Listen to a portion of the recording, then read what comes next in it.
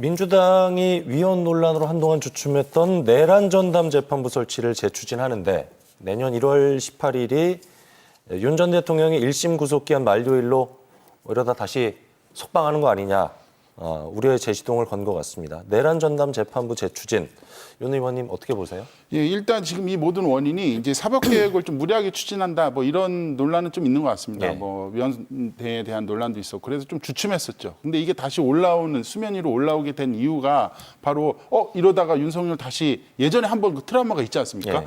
내란 수기의 피의자 신분으로 재판받고 있는 분들이 구속된 분이 걸어 나왔어요. 예, 그런데 그 구속을 석방해준 재판부가 직위원 재판부인데 지금 윤석열 대통령이 재판을 또 직위원 재판부가 하고 있으니 그리고 구속 기간도 얼마 안 남았으니 이게 또 풀어주는 거 아니야? 이런 위험들이 국민들이 느끼고 있어요. 이러다 보니까 다시 이제 민주당에서 이제 좀 수면 아래로 묻혀놨던 거를 다시 이렇게 수면 위로 올리는 부분들인데 저는 이제 사법개혁 전반적인 부분들은 조금 더 수기나 공론화 이런 부분들이 필요하다고 생각이 들어요. 예. 근데 그럼에도 불구하고 지금 이 모든 것들은 좀 사법부나 법원이 스스로 자처한 거 아니냐 이런 생각이 듭니다. 왜냐하면은 직위원 재판부에서 윤석열 피고인 재판하는 거 보면은 정말 무슨 저는 침묵해야 하는 줄 알았어요. 거기서 이제 재판부가 뭐 웃고 뭐 변호사들하고 뭐 떠들고 이런 부분들이 다 방송으로 나가는 부분들이 있었는데 그런 걸 보니까 아니 내란 재판을 과연 저렇게 해도 되는 건가 하는 국민적 의심이 들기 때문에 다시 이런 사법부의 개혁이 이렇게 다시 논의 위로 올라온 부분들이 있는 것 같은데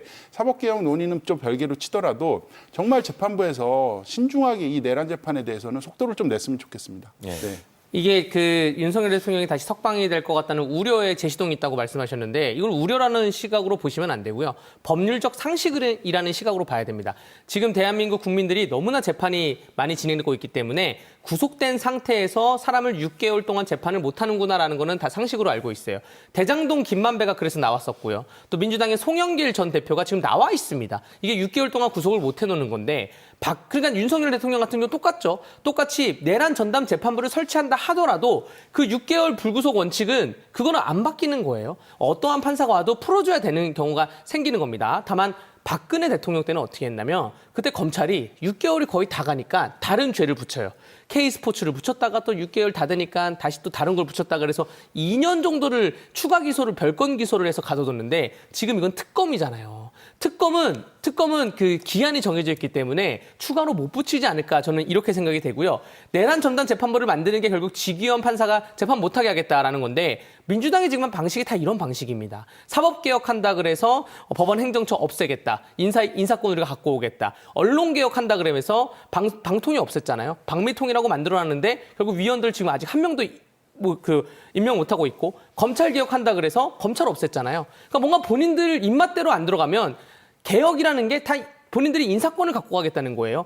이 본인들이 입맛대로 안 된다고 하면 개혁이라는 명목하에 그 기관을 없애고 다른 기관을 설치하면서 자기들에 있는 사람들을 안 치는 게 지금 민주당이 하는 방식인데 제가 말씀드리자면 직위원 판사님 내년 2월 되면 어차피 인사이동 대상이에요. 어차피 판사님이 바뀝니다. 네. 근데 그 전에 뭐 판결을 하겠다고 하는데 봤을 때는 안 될 것 같아요. 그 전에 판결 힘들 거예요, 거의 아마. 힘들 것 같아요. 한덕수 총리 같은 경우에는 선고일 정해졌죠. 그러면 잘 아시겠지만 재판부 이동이 있으면 또 기간이 길어지잖아요. 네. 그러면은 만약에 이대로 되면은 12월 18일 날 윤석열 피고인은 풀려나가면서 길거리를 돌아다니는 거예요. 그런데 한덕수 국무총리 어떻게 될지 모르겠지만 뭐 만약에 이 재판은 1월 21일 날 구속이 된다고 하면은 아니 진짜 우두머리는 나와서 돌아다니고 그걸 시켜가지고 막지 못한 사람은 구속돼 있고 이런 어처구니 없는 상황들이 발생을 하고 있는 거예요. 본범과 지금. 방조범에서 그러다 본범 재판이 끝내고 방조범 재판을 해야 되는데 지금 방조범 재판 아까 말한 이진관 재판부 있잖아요. 9월 30일에 첫 재판을 시작했어요. 한덕수 총리가. 근데 11월 26일에 재판을 종결했습니다. 재판 2달도 안 했어요. 근데 이거는 뭐냐? 살펴볼 기록이 많지 않다는 거죠. 이거 알고 보니까 계엄이라고 하는 게 그 2-3시간 사이에 쿵짝쿵짝 해가지고 이 장관들도 당황하고 해서 발표를 한 건데 한덕수 총리 재판할 거는 별로 없구나. 기록 자체가 없다는 겁니다. 재판을 2달밖에 안 했다는 거는. 그래도 저는 그러면은 어쨌든 별건으로 2개가 가고 있으면 직위원 재판부는 속도를 좀 냈어야 되는데 뭐 여름에 휴정 기간 있지 않습니까? 거기서 이제 특검에서는 휴정 기간에도 이건 너무 중요하니까 재판합시다. 이랬는데 쉬어요. 뭐 방학 가졌습니다. 방학이에요. 무슨 휴가 가셨는지 모르겠는데 이런 식으로 재판하니까 국민들은 네. 불편하죠. 이거 이거 제가 봤을 때. 정리해 말씀드릴게요. 네. 이진관 재판사님과 지기현 판사님의 스타일이 전혀 달라요. 네. 근데 법정을 가잖아요. 여러분들 직장 생활할 때 부장님이 있고 부장님들인데 부장이 있고 뭐 과장이 있잖아요. 회의하는 스타일이 다 다르잖아요. 누구는 농담하면서 재밌게 하고 누구는 그냥 아니, 딱 할 말만 딱 하고 그 스타일이 다른 거고 아니, 근데 지기현 내란 판사님이 재판을 그렇게 웃으면서 하면 되냐는 거예요. 그러니까 지기현 판사님의 그 스타일인 거예요. 예, 그 농담도 하면서 스타일인데 이 하여튼 내란이라는 게